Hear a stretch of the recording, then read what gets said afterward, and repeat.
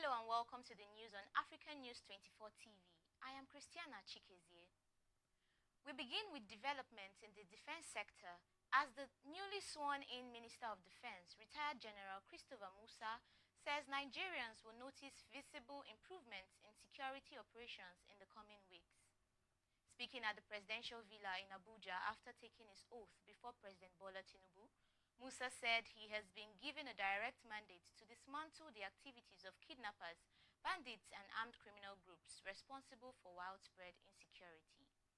He explained that one of his immediate priorities is restoring full synergy among the armed forces, intelligence units and other security agencies, as coordination failures have affected national responses in recent years. The minister also appealed to citizens to support the renewed push against insecurity, emphasizing that security is not solely the responsibility of the government. Now to investment and economy, former United Kingdom Prime Minister Boris Johnson has described Nigeria as a country brimming with opportunity and urged global investors to deepen their presence in the country. Speaking at the 2025 Imo State Economic Summit in Owerri, Johnson said he felt totally safe during his visit and encouraged potential investors to look beyond persistent negative perceptions about Nigeria's security. He praised Governor Hope Uzodinma's infrastructure efforts, especially ongoing power reforms aimed at providing uninterrupted electricity, a move he said would support the growth of artificial intelligence, digital innovation and technology-driven industries. Johnson also emphasized the long-standing ties between Nigeria and the United Kingdom, noting that both countries continue to share talent, expertise and cultural relationships that can drive economic expansion. Still in national news, the Senate has expressed deep concern over a fast-spreading lead poisoning crisis in Ogijo, a community situated between Ikorodu in Lagos and the Ogun East Senatorial District. A motion moved by Senators Mukail Adetokunbo Abiru and Benga Daniel, representing Lagos East and Ogun East respectively, revealed that scientific tests have confirmed dangerous levels of lead contamination in the environment, water sources and residential areas. Lawmakers described the situation as a severe environmental and public health emergency threatening thousands of residents, especially children who are more vulnerable to lead poisoning. Investigations link the contamination to several used lead-acid battery recycling factories operating in the area for years without adequate environmental safeguards. The Senate called for an immediate nationwide crackdown on illegal recycling plants and urgent medical intervention for affected communities. To political affairs, the Speaker of the Rivers State House of Assembly, Martins Amewule, along with 15 lawmakers, has defected from the People's Democratic Party to the All Progressives Congress. The mass defection was announced during Friday's plenary in Port Harcourt, where Amewule disclosed that he had formally notified his ward chairman of his exit from the PDP and initiated the process of obtaining full APC membership. Amewule explained that the decision was motivated by a desire to support President Bola Tinubu, whom he praised for strengthening national security and showing what he described as a favorable disposition toward Rivers State. He added that the move stemmed from persistent internal crisis within the PDP. This development comes just days after the Assembly passed a vote of confidence in President Tinubu and urged him to run for a second term. It also follows months of political turbulence in Rivers State, which prompted Tinubu's declaration of a state of emergency on March 18 and the temporary suspension of Governor Siminalayi Fubara, his deputy, and all assembly members. The emergency rule was lifted on September 17, 2025, but tensions within the state's political structure have continued to shape recent developments. Moving on, a coalition of northern socio-political and youth groups has urged President Bola Tinubu to retain Vice President Kashim Shettima as his running mate for the 2027 elections. Speaking at separate press briefings in Gombe and Kaduna, the groups warned that reported moves to replace Shettima with former Speaker Yakubu Dogara could weaken the APC's support base in the north and create unnecessary political tensions. They described Shettima as a stabilizing figure whose acceptance across northern states has contributed to the administration's current political strength. While acknowledging Dogara's political experience, the coalition insisted that maintaining the existing ticket would promote unity, continuity, and electoral stability ahead of 2027. And now to infrastructure development, the federal government has fixed December 20, 2025 as the final deadline to clear all verified debts owed to road contractors nationwide.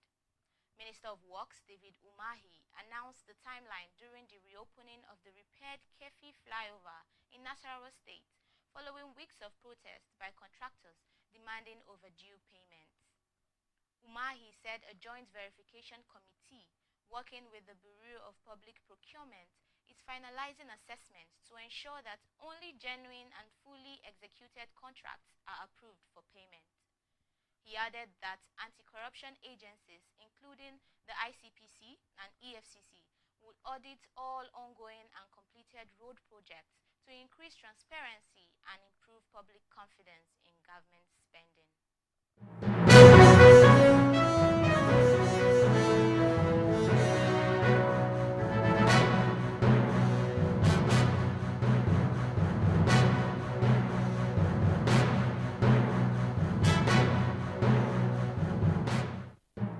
Now in business, Nigeria's stock market continued its positive momentum on Thursday, December 4, with investors recording 97 billion naira in gains, marking the market's third straight bullish session this week.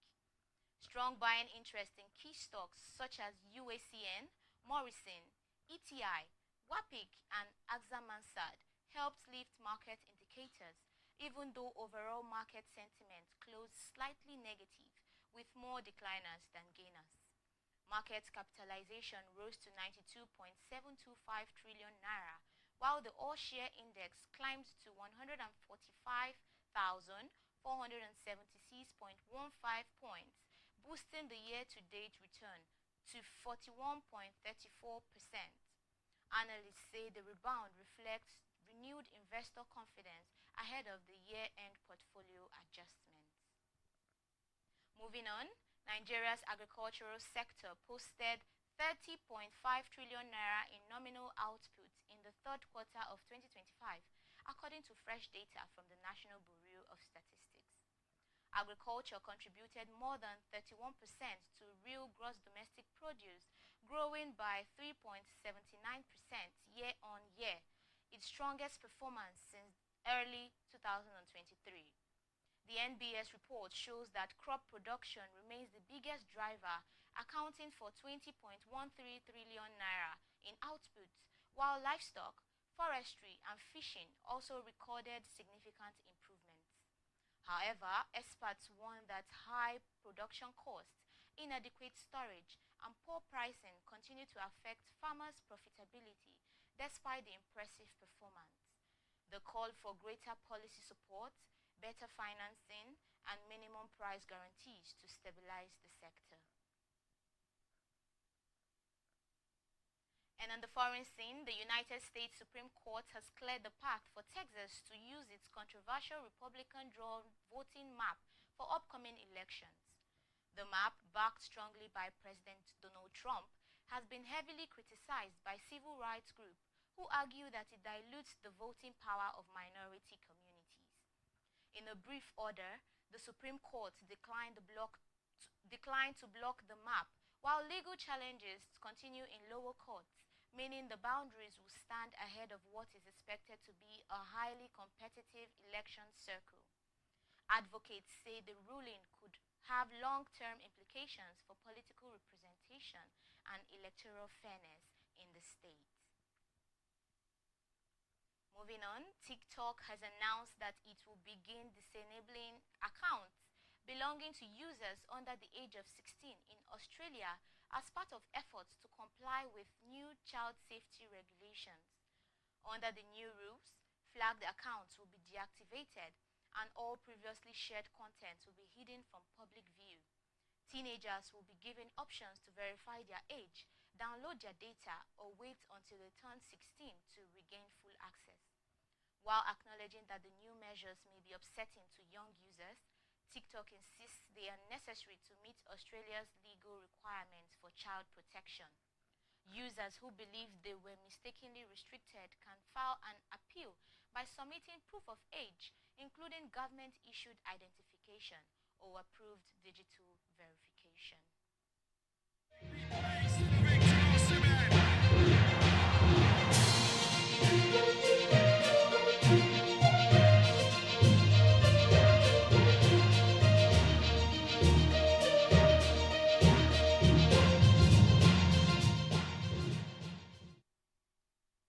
Now in sports, Liverpool visits Leeds this weekend under growing pressure as questions mount over manager Arne Slot's ability to halt the team's decline. Defensive frailties have become a major concern, with Captain Virgil van Dijk's form sharply criticized. The 34-year-old has conceded 3 penalties this season and was at fault for Sunderland's midweek equalizer at Anfield, fueling debate over leadership within a struggling backline. Meanwhile, Sunderland continues to defy expectations ahead of their daunting trip to Manchester City, despite recent trends showing promoted teams dropping straight back to the Championship. Regis Lebris's side are thriving, sitting just 5 points behind second-placed City. Their strong start contrasts sharply with fellow promoted sides Leeds and Burnley, who are battling at the lower end of the table. Aston Villa also prepare for a clash with Premier League leaders Arsenal at Villa Park, hoping to maintain their impressive momentum. The weekend's Premier League fixtures promise high-stakes action as teams at both ends of the table chase vital points. Still in sports, the draw for the 2026 FIFA World Cup will be held this Friday in Washington, with US President Donald Trump set to play a major role in the star-studded ceremony at the Kennedy Center. The tournament, which expands to 48 teams for the first time, will take place across the United States, Canada, and Mexico from June 11 to July 19. At the event, Trump is expected to receive the inaugural FIFA Peace Prize, recognizing efforts to unite people globally. The ceremony will be co-hosted by Heidi Klum and Kevin Hart, with performances by Andrea Bocelli, Robbie Williams, and Village People. Sports icons Tom Brady, Wayne Gretzky, and Shaquille O'Neal will help conduct the draw. FIFA President Gianni Infantino will be joined by Canadian Prime Minister Mark Carney and Mexican President Claudia Sheinbaum. Of the 16 host venues, 11 are in the United States, 3 in Mexico, and 2 in Canada.